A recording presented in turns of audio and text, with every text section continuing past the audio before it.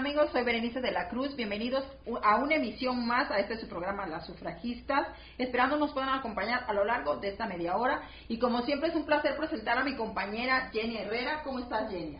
Excelente, excelente mi Berenice, muy contenta hoy de rojo vibrante, dándole colorido. Sí, y haciendo también cierto honor al tema que tenemos el día de hoy. Así es, y es un tema sensible, eso hablábamos antes que se encendieran las cámaras, pero también es un tema que hay que tratar, y es un tema pertinente porque cada vez más eso ha venido a través de la historia, pero bueno, ahora se ha puesto más en relieve a través de los años, hay mayor aceptación, pero también exclusión.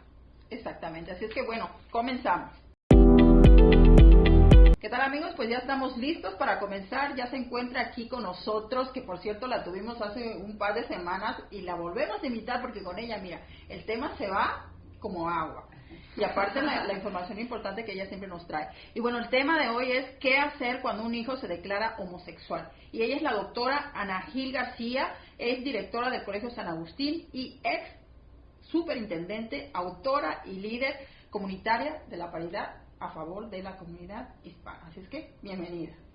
Muchísimas gracias. Gracias, Genia, y gracias, Berenice. Siempre es un placer estar con ustedes. Realmente, yo siempre he dicho que las mujeres tenemos una capacidad única para entendernos dentro de nuestro propio léxico, pero al mismo tiempo para dar apoyo a los demás de una manera muy particular. Tenemos esa sensibilidad claro, a flor de piel, y sí, más para tratar este tema. Y más para tratar temas como este. Las tres somos madres. No sabemos nosotros, bueno, tú en tu caso, tu nieta, nosotros en nuestro caso, nuestros hijos, no sabemos qué pueda pasar. Y es cuando estamos viendo ciertos cambios conductuales que no nos parece normal, lo que ha catalogado la gente normal, el estigma. Y quiero Gracias por decir hacer eso. la aclaración. Y nos dice, y estamos viendo esos cambios, no lo queremos aceptar muchas veces por los prejuicios que nos han inculcado. Y no sabemos nosotros cómo enfrentarlo. ¿Qué pasa cuando nuestro hijo nos dice, mamá, es que me gusta, en el caso de mi hija Elena, que es mi única hija, me gusta una niña o me gusta una chica? ¿Qué hacemos nosotros frente a eso? Sí, sabes que es bien interesante que abordemos este tema, porque muchas veces, lamentablemente, son temas que se han convertido en tabúes, particularmente en nuestras comunidades, ¿no? Y no queremos confrontar la realidad de lo que ocurre a nuestro alrededor, y mucho menos si la realidad significa tenerlo dentro de mi propia casa. Entonces, eso, el hecho de que tenemos que examinarlo desde la tradición, desde la cultura de donde salimos. Fíjate que hay algo bien interesante. Hay dos aspectos que ocurren. Uno antes de nacer el niño y otro luego de nacer. Cuando se te pregunta, ¿y qué quieres cuando estás embarazada? Entonces tú dices que seas, sobre todo que seas sano. Pero el que seas sano es tu propia definición de lo que es ser sano. En tu interior, tú no lo vas a expresar, pero tú dices, sano significa que tenga los ojos como yo, que tenga la altura de mi esposo, es decir, tú tienes tu propia descripción de lo que es ser sano. Nace el niño y entonces después está creciendo y te dicen, yo lo que quiero es que sea feliz. Pero ¿qué es lo que es ser feliz? Es tu propia definición de felicidad. Entonces, ¿qué es ser feliz? Bueno, que sea excelente académicamente, que sea popular como yo lo fui en la escuela, que tenga realmente esa capacidad deportiva y que sea una persona que esté totalmente iniciándose en cosas. Es decir, ese es mi concepto de felicidad. Ani, o la otra es que sea mejor que yo. Exacto. Entonces, pero el mejor que yo significa que es un aspecto financiero, que es un aspecto de elevarse socialmente, de estatus social. Es decir, tenemos ya todos esos patrones preestablecidos. Y esos patrones son los que nos han dado la narrativa histórica de lo que decidimos que era felicidad. Cuando tenemos esa narración, entonces, y nuestro hijo nos dice eso, nos fracturó nuestra narrativa. Así es. Pero fíjate, Ana, que nosotros sí hemos sido o fuimos conquistados por una religión, la religión católica, que nos inculcó un machismo exagerado. Entonces, de ahí proviene también mucho ese prejuicio de que tenías que ser o muy hombre o muy mujer. Entonces, de repente sale un hijo que es homosexual o una hija y todo se viene abajo. Esa es la pregunta, ¿verdad? ¿Cómo los padres pueden tomar de manera positiva este aspecto de su hijo? Bueno, yo creo que más que la religión católica, la religión En cultura, general. La religión como sentido Right. universal. Sí. Las creencias que nos han inculcado desde niños, muchas veces eso es lo que ha generado esa contradicción. ¿Por qué tratamos este tema? Hablando con un muy buen amigo de nosotras, estuvimos en un almuerzo y él decía que él no se aceptaba, ya él se declaró, por eso puedo decirlo aquí abiertamente en televisión, ya él se declaró y es un periodista muy reconocido. Y él decía que él estuvo durante 22 años, como dicen nuestros amigos mexicanos, de hueso colorado en la religión y él no se aceptaba, su familia no lo aceptaba, estuvo en la iglesia adventista. Entonces es la religión en el concepto universal que ha generado también eso, las creencias, los prejuicios, como tú mismo dices. Sí, pero es por eso, porque no podemos sacar la religión dentro de lo cultural. Así es. Entonces, cultura tiene familia, tiene religión, tiene cómo nos comportamos, es decir, tiene costumbres, tiene creencias, todo eso forma parte. Entonces, claro, si la religión que yo profeso no es de las que acepta, sino que el mensaje que me ha venido enviando ha sido cuando yo defino felicidad, ¿qué es lo que yo quiero para que mi hijo sea feliz? Yo defino felicidad que también sea religioso, es decir, que tenga mis creencias religiosas. Por lo tanto, no voy a aceptar, me va a costar profundamente aceptar que se me rompió la felicidad como yo la veo desde mi perspectiva, pero no es como la ve mi hijo. Así es. Claro. Entonces, ahí tenemos el problemita. Eso es verdad, ¿no? Hay que tratar y hay que ver también de manera de no lastimar sentimientos a nadie, tanto al padre como al hijo también. Claro. Entonces comienzan los procesos de duelo. Mi hijo llegó y me dijo, esto es lo que yo soy. Y yo ya, porque tú sabes qué me causa a mí realmente dolor muchas veces pensar. Cuando tenemos nuestros hijos y no les hemos dado la oportunidad, sabemos, todos los padres saben, todos saben, cuando su hijo tiene su tendencia. Eso, sí, mira, nosotros tenemos un sexto sentido desarrollado. hay evidencias, hay señales que te están dando, que existen, ¿verdad? Entonces es un poco eso. Es querer muchísimas veces no querer aceptar lo que ya estamos viendo. Por supuesto que sí, Sí. muy interesante todo esto. Ana, nos vamos a nuestra primer cápsula. En los últimos años, el uso de las redes sociales se ha convertido en un asunto cotidiano. Al final son herramientas que nos ayudan a comunicarnos, a sentir más cerca a los que están lejos, que nos permiten expresarnos, además de mantenernos informados. Sin embargo, es cierto que es un tema controvertido debido al exceso de información que somos capaces de revelar con un solo clic. Sucede que a pesar de que como adultos estamos familiarizados con Facebook, Twitter o Instagram, los más pequeños lo dominan a escalas que no nos imaginamos. Al crecer con una pantalla enfrente, ellos internalizaron procesos de pensamiento que nosotros no. Sí, es una ventaja, pueden usarlo a su favor y para ello tenemos que educarlos. También en el uso de estas herramientas necesitamos estar al pendiente.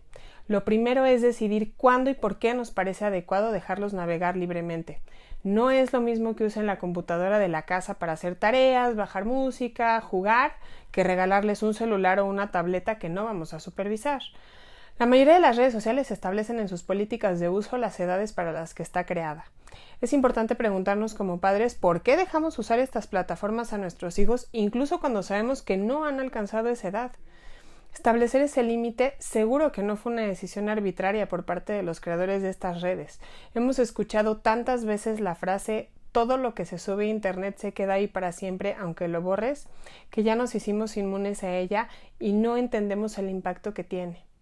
Es tan importante revisar lo que nuestros hijos hacen en la red como estar al pendiente de con quién se relacionan. Resulta paradójico hablar con la mamá del amiguito que los invitó a comer el viernes y asegurarnos de entender en casa de quién van a estar, pero no preguntarnos con quién y cómo se relacionan a través de Internet.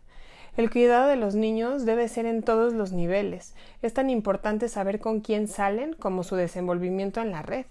Se ha vuelto común y corriente el acoso a través de estos medios debido a la sencillez con la que se puede realizar.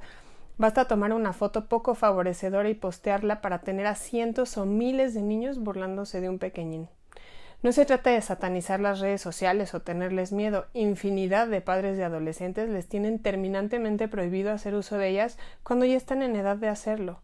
La idea es informarnos, educar y supervisar. No se trata de prohibir solo porque sí, sino de entender e investigar para tomar una decisión. Ojo, los límites que establecemos en cuanto al uso de tecnología deben ser congruentes con el resto de las normas que establecemos dentro de casa. Así lograremos un desarrollo óptimo. ¿Qué tal, amigos? Pues continuamos con nuestro tema del día de hoy, ¿qué hacer cuando un hijo se declara homosexual? Y bueno, antes de irnos al corte estamos hablando de todos los aspectos, ¿no?, que suceden dentro de la familia cuando un hijo se declara homosexual. Y uno de los temas importantes es cómo no herir sus sentimientos, cómo no herir el sentimiento en sí de todos, ¿verdad? En general. Toda la familia. Y el acompañamiento es de toda la familia. Claro. Tú hablabas de algo importante y es el proceso de duelo. El duelo comienza primero con la negación. Las mamás, Sí. los papás se preguntan, ¿pero qué hice mal yo? Ujú. Muchos han escuchado Sí. esa pregunta, ¿en qué fallé en la crianza para que mi hijo o mi hija sea homosexual? Vamos a hablar sobre el duelo. Sí, bueno, los padres al conocer la realidad de que su hijo les acaba de decir, esto es lo que yo soy, esto es lo que yo quiero ser y eso es lo que soy yo, definitivamente. Comienza ese proceso de duelo y ese proceso de luto que tú mencionabas, Jenny. El primero, la negación y muchas veces ignorar. Yo prefiero ignorar lo que yo tengo en la casa, cómo mi hijo, qué fue lo que mi hijo me dijo, eso a lo mejor se le va a pasar. O si no, yo estoy negando que eso está ocurriendo. Después pasamos a un segundo proceso en el duelo que es la rabia, el dolor. ¿Pero por qué yo? ¿Pero por qué a mi familia? ¿Pero qué fue lo que yo hice? Entonces, pero si nosotros somos tan educados, o si nosotros tenemos una familia con unos principios y unos valores religiosos tan fuertes, el por qué yo y el por qué yo. Después entonces entras en el proceso de negociación. Empiezas a negociar con tu propio hijo. Decirle, ¿por qué? Pero tú crees realmente que si tú te comportas de esta manera, ¿tú crees que eso se va a pasar? ¿Por qué no delante de la familia? ¿Por qué? O sea, vamos a evitar decirlo. Entonces, ese es el proceso de negociación. Después te viene el proceso de depresión. Entras en absoluta depresión porque, lógicamente, te estás dando cuenta que no tienes otra alternativa, que tu hijo es como es y vas a tener que entrar luego al proceso de aceptación. Entonces, ese es el proceso de luto. Y otra cosa, Ana, que muchas veces también los llevan al psicólogo para ver si no se trata de un problema psicológico. Y esto no es una cuestión de elegir, que diga yo elijo ser homosexual. O sea, esa ya entra una cuestión biológica que la gente no alcanza a comprender y no alcanza a entender, que no es una decisión propia de decir, es que yo quiero ser gay. No, no, no. Y que el proceso de psicoterapia debe ser un proceso de acompañamiento, porque lo Total. que pasa es que muchas veces ellos mismos, por el mismo contexto sociocultural en el que se han desenvuelto, también lo niegan y lo aceptan. A mí me decía, nuestro amigo decía de que él aparecía en la foto y le salía la mano así sin querer, era inconsciente, porque es más femenino, y él cortaba la foto, porque él se negaba, él no quería, él decía, pero ¿por qué a mí? Él se negaba porque él no sabía cómo comunicárselo a sus papás. Hasta el sol de hoy, su papá le dice, tú puedes cambiar. Y ya él se casó, ya él vive acá, ya con su esposo, pero dice, tú puedes cambiar. Entonces mira Sí. eso, que el shock al niño, al adolescente. Sí, tú sabes que yo siempre he pensado que ese proceso de luto, ese proceso de duelo, no es porque tengo el hijo como lo tengo. El proceso de duelo es porque a mí se me rompió mi narrativa histórica de cómo tiene que ser, de qué es lo que me dijo la sociedad que debería ser. Que yo tengo que tener un hijo profesional, que se va a casar, que va a tener niños. Esa narrativa se me rompió y yo no sé, soy yo el padre, el hijo no. Ellos en su momento decidieron, cuando ya están listos para decírtelo, ellos ya decidieron ser felices como son y con la pareja que tengan y con el ambiente donde viven. Pero yo como padre, que mi duelo no es mi duelo por mi hijo, mi duelo es porque se me rompió, se me fracturó lo que yo decía que la felicidad era, de lo que es la familia, de cuáles son los cánones, los parámetros que se deben establecer en el ambiente familiar. Por eso es que es mi duelo, pero no por el hijo que tengo así. Claro, y aparte que venimos también con una carga de prejuicios, ¿no? De vanidad, porque es una vanidad, ¿no? Presumir a tu hijo que ya se casó, que ya es profesional. Total. Y de lo contrario, nos sentimos avergonzados de nuestro... Qué crueldad, de verdad, para nuestro propio hijo que nosotros mismos procreamos, ¿no? Uh-huh. Y quiero hacer un pequeño comentario. Conozco a una mamá que su hijo es gay y jamás lo menciona dentro de sus hijos. Qué tristeza, de verdad. No, y conozco también otro caso de ella dice, la mamá dice, no, es el primo, luego cambia el discurso y dice, no, es él, o sea, todo el mundo sabe porque ambos hijos son gays, o sea, su hijo y su hija. Entonces dice, es la amiga o es la que vive, o sea, los ven en todos lados juntos y ya todo el mundo sabe que es pareja, pero ella quiere demostrar que no, que es el primo, que es el amigo, cualquier cosa menos que es la pareja. Ella no lo categoriza, no lo nomina como pareja. Hay otra cosa, dicen, que es muy equivocado decir, y hace parte de esos imaginarios colectivos, de ese prejuicio universal. Mi hijo es la prolongación de mi existencia. Dicen que eso es terrible y está muy mal decir que es la prolongación de tu existencia. Él tiene su propia existencia. Él tiene su propia existencia. Su propia, exacto. Proviene precisamente de nuestros antepasados, ¿no? Que tenían sí, claro. Sí, la narrativa histórica. Sí, exacto, la narrativa de la cual sé que hemos establecido. Pero yo también, a mí este es un tema que me toca muy, muy de cerca porque... yo tengo una sobrina gay y tengo un sobrino y realmente tanto mi sobrina, que es la mamá sufrió mucho el impacto al principio. Fue una cosa, ella pasó por este proceso de duelo así, como te digo, que depresión. Mi hermana no lo quería creer, fue ese estado total de negación y ahora una vez que ocurre ese proceso de aceptación, somos una familia donde eso ni siquiera se nombra. Claro. Es decir, es tan natural que mi sobrina se haya casado con una muchacha egipcia, se divorciaron, ahora tiene su pareja y vive en Berlín. Mi sobrino es un muchacho y ellos adquirieron felicidad por haberlo dicho, por haberse quitado esa carga emocional, liberador, eso es liberador. Entonces, allí es donde yo digo que es donde tenemos que brindar el apoyo. Claro. ¿Ves? ¿Por qué? Porque no es mi historia, no soy yo, es acerca del sufrimiento de mi hijo que tiene que llegar el momento en que tiene que decir, mira, ya yo no puedo andar así derechito. Claro. Ahora yo quiero liberarme de esto.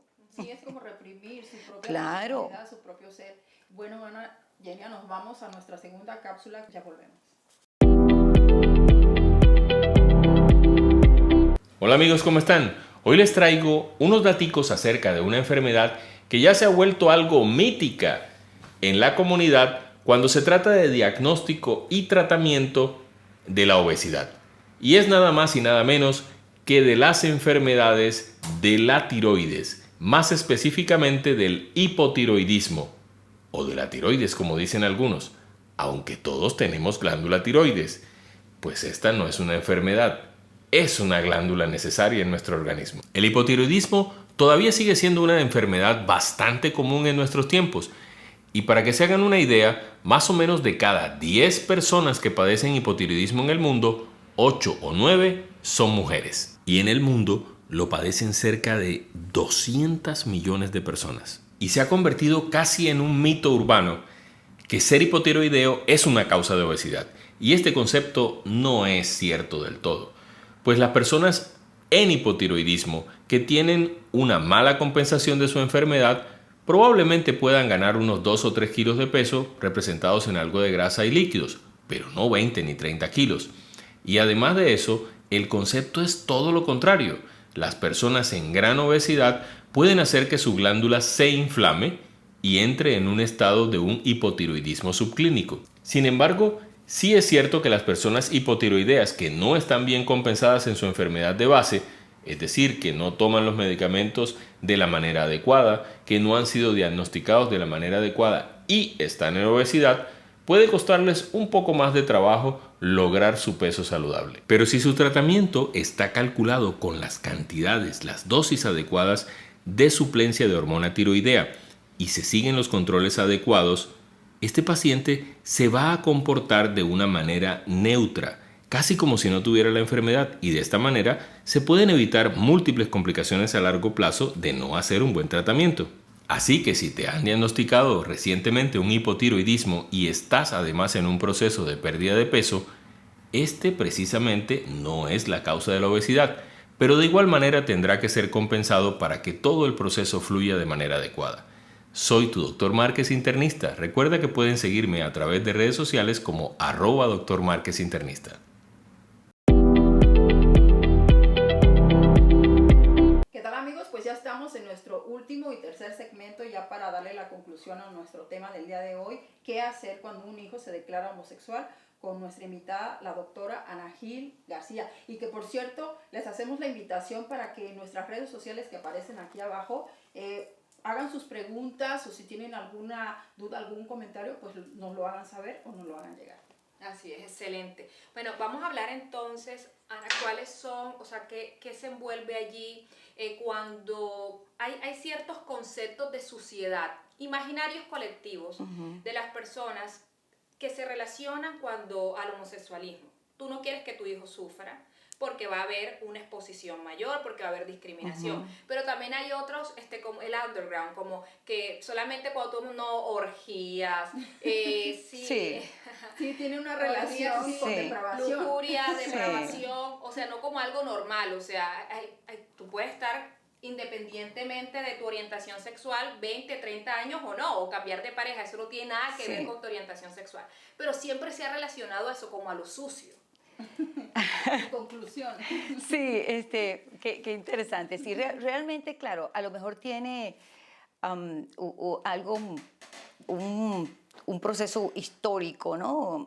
Acuérdate que de los grandes bacanales que se hacían durante la Roma, de los imperios romanos, las orgías, es decir, y bueno, no nos olvidemos que en Grecia realmente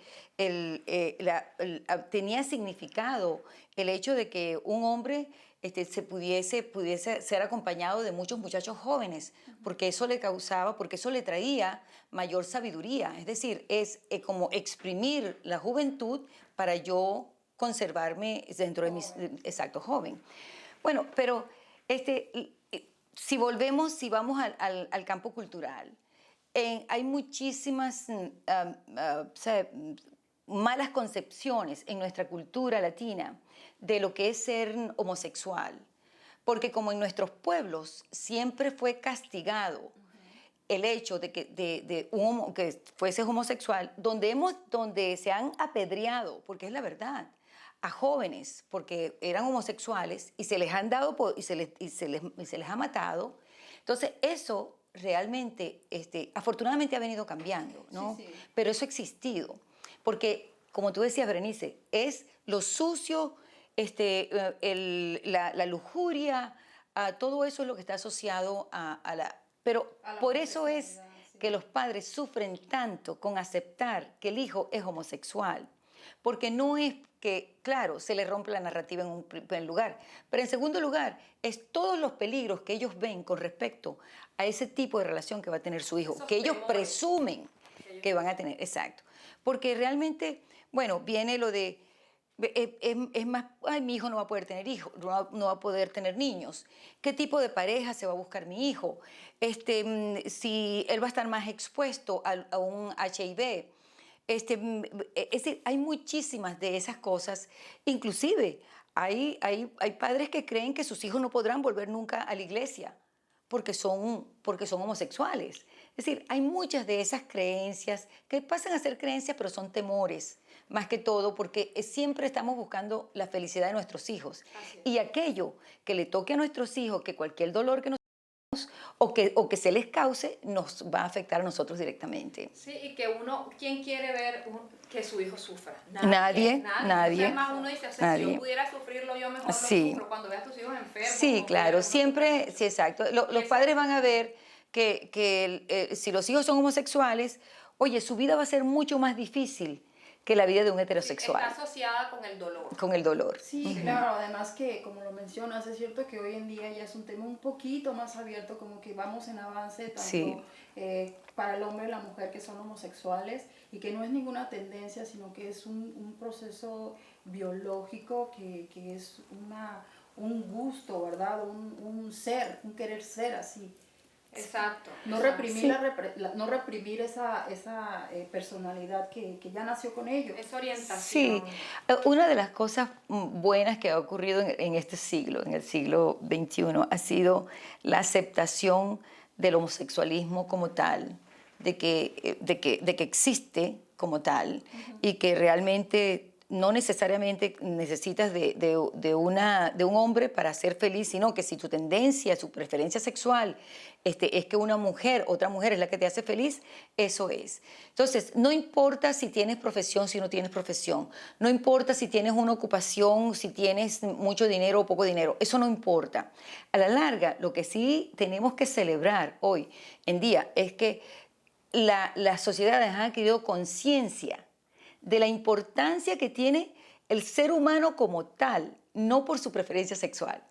Porque un individuo, ahora tenemos presidentes homosexuales, tenemos ministros homosexuales, todos han sido... La alcaldesa de Chicago. La alcaldesa de Chicago, sí, profesionales como tal. Tenemos sociedades muy cerradas como las sociedades del Medio Oriente, las sociedades musulmanas. Sí, yo tuve la oportunidad de vivir en Arabia Saudita y era evidente, claro, allá no se hace evidente porque los hombres es normal que se agarren de la mano con otro hombre, que solamente los hombres bailen juntos, entre ellos.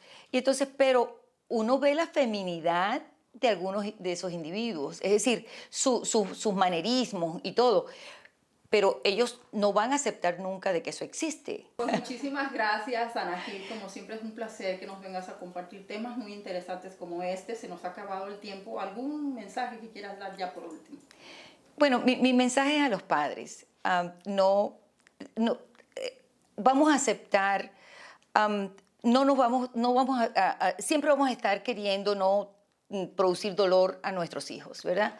Ellos tienen que aprender por sí solos, en primer lugar. Y tenemos que aceptar que cuando nuestro hijo decide ser como es y te dice, esto es lo que yo soy y por lo tanto yo no voy a pretender ser otra persona. Ahí es cuando la familia tiene que decir, nosotros somos esta familia y por lo tanto no pretendemos ser una familia distinta.